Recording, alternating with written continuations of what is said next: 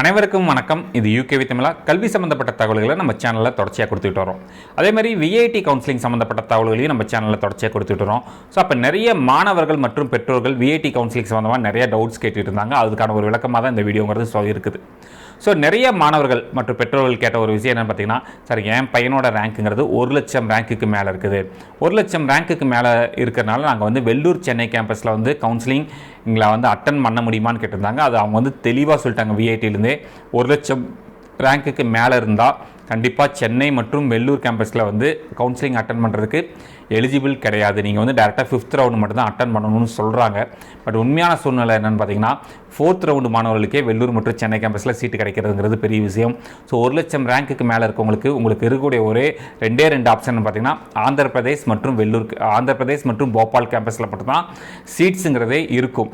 Maybe 4th round மாணவர்களுக்கே பார்த்தீங்கன்னா உங்களுக்கு நீங்கள் வெள்ளூர் கேம்பஸ்லையும் சென்னை கேம்பஸ்லையும் மெக்கானிக்கல் தவிர்த்து வேறு எந்த டிபார்ட்மெண்ட்லாம் பெருசாக எதிர்பார்க்க முடியாது. மேக்ஸிமம் மெக்கானிக்கல் இருக்கலாம், சிவில், கெமிக்கல், பயோடெக்னாலஜி. இதுலேயும் ஃபீ கேட்டகரி 1, 2லாம் எதிர்பார்க்க முடியாது. மேபி 3 or 4 அந்த 4 இல்லைனா 5 இந்த கேட்டகரி ஆஃப் சீட்ஸ் மட்டும் தான் இருக்கும். சரிங்களா? ஸோ நீங்கள் பெருசாக 4th ரவுண்டு மாணவர்கள் விஐடி கவுன்சிலிங்கை பெருசாலாம் நம்ப வேண்டாம். காரணம் நான் தெளிவாகவே சொல்லுவேன். சிவில், கெமிக்கல், மெக்கானிக்கல், பயோடெக்னாலஜி மற்றும் ஃபேஷன் டெக்னாலஜி இந்த டிபார்ட்மெண்ட்ஸ் மட்டும்தான் பார்த்திங்கன்னா எனக்கு தெரிஞ்ச வகையில் 4th ரவுண்டு மாணவர்கள்ங்கிறது 75,001 1,00,000 ரேங்க் வரைக்கும் இருக்கவங்க உங்களுக்கு இந்த இதில் மட்டும்தான் கிடைக்கிறதுக்கு, இந்த கவுன்சிலிங்கில் மட்டும்தான் சீட்ஸ் கிடைக்கிறதுக்கு வாய்ப்புகள் இருக்குது. அதை தாண்டி ஆந்திர பிரதேஷ் மற்றும் போபாலில் தான் சீட்டு கிடைக்கும். அதுமாதிரி 1,00,000 ரேங்க்குக்கு மேலே இருக்கக்கூடிய மாணவர்கள், தமிழ்நாடு மாணவர்களுக்கு நான் ஒரு சின்ன அட்வைஸ் கொடுத்துட்றேன். நீங்கள் தயவு செஞ்சு 5th ரவுண்டு கவுன்சிலிங் கலந்துக்கவே தேவையே இல்லைங்க. ஓப்பனாக சொல்கிறோம். ஏன்னு பார்த்தீங்கன்னா ஆந்திர பிரதேஷ் அண்ட் போபாலில் தான் சீட்டு இருக்க போகுதுன்னா அதை போய் நம்ம எடுத்து படிக்கணும்னு அவசியம் கிடையாது. இதுமாதிரி நிறைய பெற்றோர்கள் காமனாக கேட்ட ஒரு கேள்வி என்ன பார்த்தீங்கன்னா, இப்போ தமிழ்நாட்டை சேர்ந்த மாணவர்கள் நம்ம போய் ஆந்திர பிரதேஷ் கேம்பஸில் படிக்கலாமா சார், இல்லை போபால் கேம்பஸில் போய் ஒரு கோர்ஸ் எடுத்து படிக்கலாமா அப்படின்னு கேட்டால் கண்டிப்பாக என்னோட தனிப்பட்ட விஷயங்கிறது நான் சொல்லிடுறேன். நீங்கள் ஆந்திர பிரதேஷ் கேம்பஸ்க்கும் போக தேவையில்லை, போபால் கேம்பஸ்க்கும் போக தேவையில்லை. காரணம் என்னென்னு பார்த்தீங்கன்னா, அதோட சிறந்த கல்லூரிகள் தமிழ்நாட்டிலே நிறைய கல்லூரிகள் இருக்குங்க.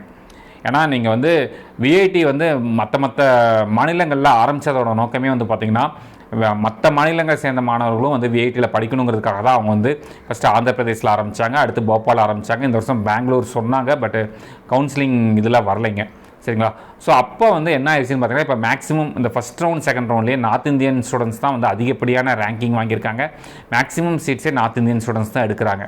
ஸோ அப்போது போபாலில் அந்தளவுக்கு கேம்பஸ் இருக்குதான்னு தெரியல. ஆந்திர பிரதேஷ்லேயுமே ஒரு சின்ன விஷயம் என்னன்னு சொல்கிறேன்.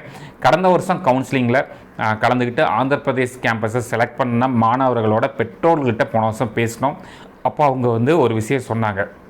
என்ன சொன்னாங்க அப்படின்னு பார்த்தீங்கன்னா, ஆந்திர பிரதேஷ் கேம்பஸை பொறுத்த வரைக்கும் பெரும்பாலும் ஆந்திராவை சேர்ந்த மாணவர்கள் நிறைய பேர் எடுக்கிறாங்க. அதாவது வெள்ளூர் மற்றும் சென்னையில் அவங்களும் ஃபஸ்ட் இம்பார்ட்டன்ஸ் கொடுத்து கிடைக்காத மாணவர்கள் ஆந்திர பிரதேஷ் கேம்பஸில் எடுக்கிறாங்க.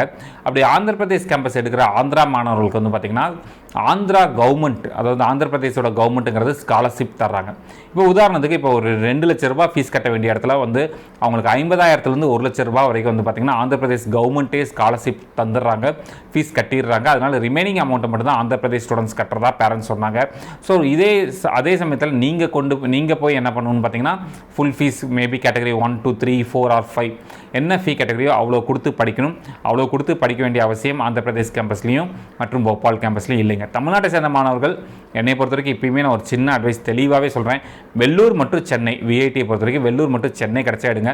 ஆந்திர பிரதேஷில் போய் எடுக்கணும்னு அவசியம் இல்லை. நீங்கள் தனிப்பட்ட முறையில் விஐடிங்கிற பிராண்ட் நேமுக்காக நான் படிக்கிறேன் அப்படின்னா நீங்கள் போய் ஆந்திர பிரதேஷில் சேருங்க, போபாலில் சேருங்க. என்னுடைய தனிப்பட்ட கருத்துங்கிறது என்னென்னு பார்த்தீங்கன்னா, அங்கே போய் அவ்வளோ ஃபீஸ் கட்டி இங்கே அதாவது வெள்ளூர் கேம்பஸில் என்ன ஃபீஸோ அதே அமௌண்ட் ஆஃப் ஃபீஸ் தான் அங்கேயும் இருக்க போகுது. ஸோ அந்த ஃபீஸை கட்டி நீங்கள் அங்கே படிக்கணும்னு பெரிய விஷயங்கள்லாம் கிடையாது, அவசியமும் கிடையாது. அதை தாண்டி விஐடிங்கிற பிராண்ட் நேமுக்காக போகிற மாணவர்களை நம்ம தடுக்கலை. நீங்கள் உங்களுடைய விருப்பம். என்னுடைய அட்வைஸுங்கிறது இதுதான். ஸோ என்னையை பொறுத்த வரைக்கும் கேட்டால் தமிழக மாணவர்கள் ஆந்திர பிரதேஷ் மற்றும் போபால் விஐடியோட ஏபி ப்ளஸ் போபால் கேம்பஸில் போய் இம்பார்ட்டன்ஸ் கொடுத்து படிக்கலாமான்னு கேட்டால் என்னையை பொறுத்த வரைக்கும் தேவையில்லை. பட் உங்களோட தனிப்பட்ட விருப்பத்தில் படிக்கிறனா நீங்கள் படிச்சுக்கலாம்.